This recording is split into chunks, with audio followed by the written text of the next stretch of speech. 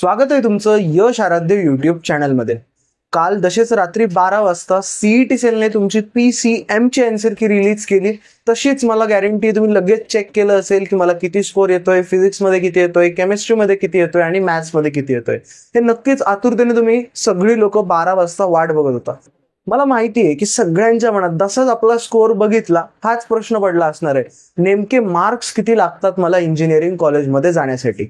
याच प्रश्नाचं उत्तर आपण शोधण्याचा या व्हिडिओच्या माध्यमातून प्रयत्न करूया। त्याआधी मला तुम्हा सगळ्यांना रिक्वेस्ट करायची, मी डिस्क्रिप्शन मध्ये गुगल फॉर्मची लिंक दिलेली आहे, त्यामध्ये तुमचा स्कोर तुम्ही मेन्शन करा। म्हणजे मला इथून पुढे मार्क वर्सेस पर्सेंटाइल असेल, तुमचे रँक स्प्रेड करायला असेल, किंवा आपल्याला अजून जे पुढचे अनालिसिस असतात की कोणतं कॉलेजचा कट ऑफ किती जाऊ शकतो काय नाही, हे सगळे अनालिसिस मला तुम्हाला देण्यासाठी इझी पडणार आहे।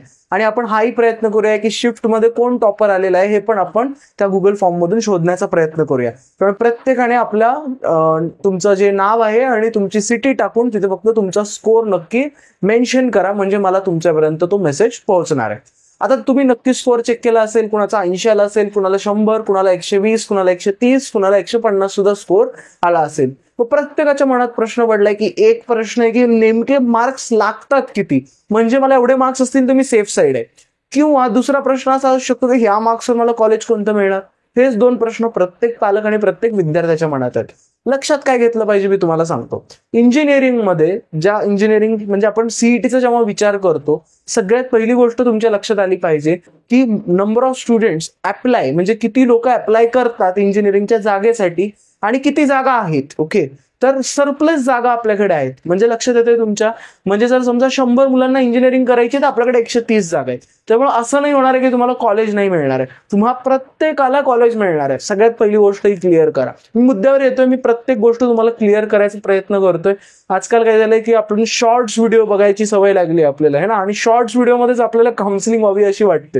माझी अशी इच्छा आहे की तुम्ही लॉंग व्हिडिओज असतील 10-12 मिनिटाचे असतील, पण जेव्हा तुम्ही छोट्यातले छोटे पॉईंट समजून घ्याल तेव्हा तुमच्या लक्षात येतील की प्रोसेस कशी जाते। कारण 30 सेकंदामध्ये वगैरे या गोष्टी समजून सांगणं खूप अवघड आहे। तर तुमच्या लक्षात आलंय की जागा खूप आहेत, ठीक आहे, त्यामुळे तुम्हाला सगळ्यांना ऍडमिशन मिळणार आहे।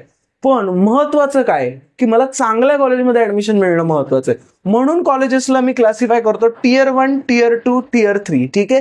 टियर 1 म्हणजे महाराष्ट्राचे टॉप नॉच इन्स्टिट्यूट, टियर 2 म्हणजे थोडेसे आपण त्याच्या खालचे धरूया, टियर 3 म्हणजे थोडेसे अजून एक त्याच्या खालची लेवल, आणि टियर 4 म्हणजे एकदमच म्हणजे लोकल कॉलेजेस, ठीक आहे, म्हणजे जसं की तुमच्या गावाकडचे कॉलेजेस असतील वगैरे वगैरे, ठीक आहे। आता मी तुम्हाला सांगतो काय क्लासिफिकेशन आहे, आता मग चांगले वाईट याचं काय क्लासिफिकेशन आहे। फॉर एक्झाम्पल तुम्हाला सांगतो, टियर 1 मध्ये तुम्ही जर गेलात तर तुम्हाला मिनिमम 7, 8, 9 लाखाचं पॅकेज मिळणार आहे आणि तुम्ही सगळेजण प्लेस असणार। म्हणजे त्या कॉलेजमध्ये तुम्ही घेतलं ऍडमिशन की समजायचं की तुम्हाला 9, 10, 15 असेच म्हणजे डबल डिजिट मध्ये नक्कीच तुमचं पॅकेज असायचे मॅक्झिमम चान्सेस असणार आहेत। जर तुम्ही टियर 2 मध्ये गेलात तर हे नक्की आहे की तुम्हाला प्लेसमेंट मिळणार आहे, पण ह्याचा चान्स थोडासा कमी आहे की तुम्हाला डबल डिजिट भेटेल, बट नक्कीच तुम्हाला थोडंसं चांगलं पॅकेज मिळणार आहे। ओव्हरऑल तुम्ही एक तुमच्या आयुष्याची सुरुवात 40,000 50,000 अशीच करणार आहेत। ओके, टियर 3 मध्ये जात आहे, प्लेसमेंट इथे मिळू शकते, ठीक आहे, थोडंफार म्हणजे 70-80% मुलांना प्लेसमेंट मिळते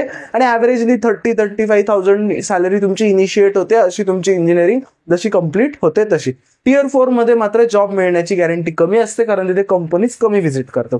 मग प्रत्येकाचं स्वप्न काय असतं की मला टियर 1 मध्येच जायचं, करेक्ट, पण त्याला मार्क्स तेवढे लागतात। जसेच तुम्ही तुमचे मार्क्स बघितले असतील, सगळ्यात पहिले लक्षात घ्या ज्या मुलांना 150 वर मार्क्स आहेत, ठीक आहे, किंवा 140 वर मार्क्स आहेत, ती मुलं नक्कीच टियर 1 साठी एलिजिबल असणार आहेत। ऑफकोर्स लक्षात घ्या ह्या गोष्टी कशावर डिपेंड करतात की त्या शिफ्टचा टॉपर कोण होता, ती शिफ्ट इझी होती की हार्ड होती, त्या शिफ्टमध्ये किती स्टुडंट्स होते आणि टॉपरने किती स्कोर केला, ऍक्च्युली त्यावर तुमचं पर्सेंटाइल येतं, करेक्ट। पण ओव्हरऑल दरवर्षीचा जर एक अंदाज काढला, ज्या मुलांना 140, 150 अबव आहे ते नक्कीच टियर 1 मध्ये तुम्ही जाण्यासाठी एलिजिबल असाल। COEP, PICT अशा कॉलेजेसमध्ये तुम्ही नक्कीच ऍडमिशन सिक्युअर करू शकता। ज्या मुलांना 120 अबव स्कोर आहे, ओके, 120, 115 अबव स्कोर आहे, नक्कीच तुम्ही टियर 2 म्हणजे VIT किंवा DJ सांगवी अशा कॉलेजेसमध्ये तुम्ही जाऊ शकता आणि हे कॉलेजेस तुम्हाला मिळू शकतील। जी मुलं मी म्हणेन 100 अँड अबव आहेत, ठीक आहे, 100 अँड अबव तुमचा स्कोर आहे, तुम्हाला टियर 3 कॉलेज नक्कीच मिळणार आहे. तुम्हाला टियर 3 मध्ये ऍडमिशन पुण्यामध्ये किंवा मुंबईमध्ये मिळून जायला फार काही अडचण येणार नाहीये. बेसिकली ऍक्च्युली बघा, गेल्या वेळेस काही 90 मार्क्स असतील, त्याही मुलांना गेल्या वेळेस टियर 3 मध्ये मिळालेलं, हे डिफर करतं. पण मी शुअर शॉर्ट सांगतोय, ठीक आहे, की म्हणजे हे जर तुम्हाला स्कोर आहे 100चा स्कोर आहे, तर तुम्ही डोक्यात ठेवलं पाहिजे टियर 3 तर आपल्याला मिळते. फक्त काय की मला फॉर्म व्यवस्थित भरायचा आहे, ठीक आहे, मला ऍडमिशन प्रोसेस व्यवस्थित करायची, मला माझी प्रायोरिटी ऑर्डर नीट द्यायची, करेक्ट. आणि त्याच्यानंतर ज्यांना 100 पेक्षा कमी मार्क्स आहेत त्यांना मात्र टियर 4 ला जावं लागणार आहे. किंवा आता मी तुम्हाला याच्यात एक ट्विस्ट सांगतो बघा, जर तुम्ही सीएसच टार्गेट कराल ना, तर मग टियर 3 च्या खालीच तुम्हाला जावं लागेल. पण जर तुम्ही असा विचार केला की नाही, मी थोडीशी ब्रांच कॉम्प्रोमाइज करून सीएसच्या जागी मी आयटी घेऊ शकतो, आयटीच्या जागी मी एआय घेऊ शकतो, किंवा एआयच्या जागी मी ईएनटीसी घेऊ शकतो, तर मात्र तुम्ही पुन्हा या टियर 3 मध्ये किंवा टियर 2 मध्ये तुम्ही लुकआउट करू शकता, तुम्ही तिथे जाऊ शकता. सो शेवटी काय बघा, एक लक्षात घ्या, तुम्ही कोणती ब्रांच विचार करताय त्याच्यावर तुमचे सेफ मार्क्स डिसाईड होतात, ठीक आहे. बट मी आता हे जे सांगितलं मी सीएसच्या हिशोबाने सांगितलं, ओके. ऍक्च्युली आता डिपेंड करतं कॉलेज टू कॉलेज किती पर्सेंटाईल जाईल, काय नाही, किती पर्सेंटाईल येतं तुमचं या मार्क्सवर, त्याचा पण आपण एक प्रेडिक्शन व्हिडिओ नक्की बनवूया. बट आय होप तुम्हाला सगळ्यांना लक्षात आलंय. आता मी एक फायनल गोष्ट, कॉन्क्लुजन तुम्हाला पॅरेंट्सना, स्टुडंट्सना सगळ्यांना एक गोष्ट सांगतो बघा, तुम्हाला सगळ्यांना ऍडमिशन मिळणार. पहिले डोक्यातून हे काढून टाक, मला ऍडमिशन मिळणार नाही मिळणार. आता फक्त प्रश्न काय राहतोय, कुठे मिळणार, ठीक आहे. जर तुमचा स्कोर 100च्या वर येतोय, डोक्यात ठेवा तुम्हाला चांगल्याच कॉलेजमध्ये ऍडमिशन मिळणार आहे, ठीक आहे. रिलॅक्स राहा, हा विचार सारखं जास्त टेन्शन घेण्यात काही अर्थ नाहीये. 100च्या वर तुमचा स्कोर आहे, तुम्हाला चांगल्याच कॉलेजमध्ये ऍडमिशन मिळणार आहे. हेच असेल की जर तुमचा 100 110 वगैरे, तर ब्रँच थोडीशी आपल्याला कॉम्प्रोमाइज करायला लागेल. आणि जर चांगला स्कोर आहे 130 140, नक्कीच तुम्हाला सीएस सुद्धा चांगल्यातल्या चांगल्या कॉलेजेसमध्ये मिळणार आहे. हा विषय सोडून द्या की टियर 1 टियर 2 टियर 3, तुम्ही चांगल्याच कॉलेजमध्ये पुणे किंवा मुंबई अशा चांगल्या शहरांमध्येच तुम्ही शिकणार आहात, याची तुम्ही खात्री बाळगा, ठीक आहे. याच्यात तुम्हाला टेन्शन घेण्याची गरज नाहीये. ज्या मुलांना 100 पेक्षा कमी आलाय, तुम्ही टेन्शन घ्यायची गरज नाही, ऍडमिशन तुम्हाला मिळणार आहे. आता प्रश्न काय राहतो की तुम्हाला थोडीशी ब्रांच कॉम्प्रोमाइज करावं लागेल. तुम्हाला इलेक्ट्रिकल बघावं लागेल, तुम्हाला मेकॅनिकल बघावं लागेल, किंवा तुम्हाला ईएनटीसी सारखी ब्रांच बघावी लागेल, करेक्ट. या सगळ्या ब्रांचेस चांगल्याच आहेत, असं काही नाहीये की फक्त सीएसलाच प्लेसमेंट होते, मेकॅनिकलला सुद्धा 100% प्लेसमेंट असतात काही कॉलेजेसमध्ये.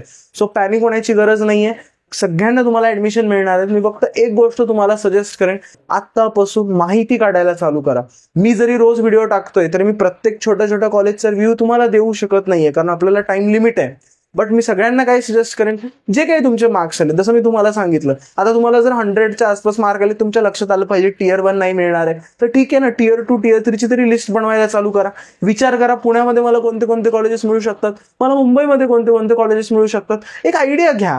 नक्कीच तिथं जो कट ऑफ दिलेला असणार आहे तो पर्सेंटाईल बेसिसवर असणार, पण किमान तुम्ही एक तरी लिस्ट बनवून ठेवू शकता. अरे हे कॉलेजेस मला जायची इच्छा आहे, तिथे हॉस्टेल आहे का, तिथेच तुम्हाला दिसेल, तिथे फीस किती आहे, कारण हे सगळ्या गोष्टी ऑन दी स्पॉट मॅनेज करणं डिफिकल्ट असतं, ठीक आहे. मी उद्याच्या व्हिडिओमध्ये नक्कीच इंजिनिअरिंगसाठी खर्च किती येतो यावर एक वेगळा व्हिडिओ बनवेन, आणि कोणते डॉक्युमेंट्स मला रेडी ठेवायचे यावर पण उद्या मी नक्की वेगळा व्हिडिओ बनवणार आहे. पण आय होप थोडंसं तुमचं विजन क्लिअर झालं असेल. ऍडमिशन सगळ्यांना मिळणार आहे, पण कुठे काय हे आपण लवकरच आणि येणाऱ्या काळामध्ये जसे जसे व्हिडिओज येत जातील तसे सगळ्या गोष्टी मी क्लिअर करत जाईन.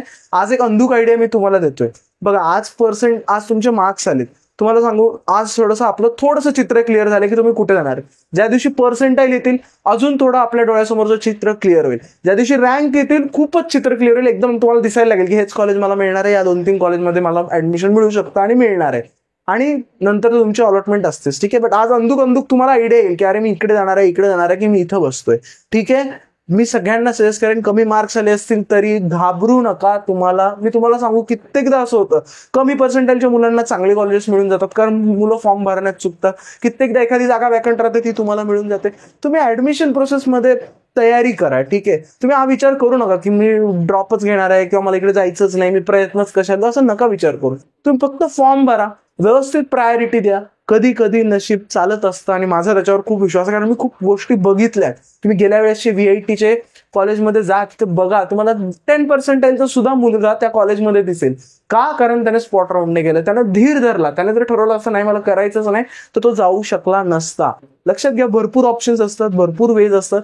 शांत डोक्याने सगळ्यांनी फॉर्म भरा, याचा विचार करू नका तुमचे मार्क्स किती आहेत काय. नक्कीच जर तुम्हाला बघा, नशीब इन द सेन्स की कुठे एखादी जागा राहिली ती तुम्हाला मिळाली, त्या गोष्टी होऊ शकतात. व्यवस्थित प्रायोरिटी सेट करूया आपण आणि नक्कीच तुमचं ऍडमिशन सगळ्यांचं व्यवस्थित होईल याची काळजी मी नक्की घेणार आहे, त्याची पण चिंता तुम्ही करू नका. हा व्हिडिओ कसा वाटला नक्की कमेंट सेक्शन मध्ये कळवायला विसरू नका. उद्या कोणता टॉपिक हवाय मी ठरवलंय डॉक्युमेंट्सवर व्हिडिओ बनवूया. तुम्हाला कोणता टॉपिक हवाय ते मला नक्की कमेंट सेक्शन मध्ये कळवायला विसरू नका. भेटूया आपण नेक्स्ट व्हिडिओ.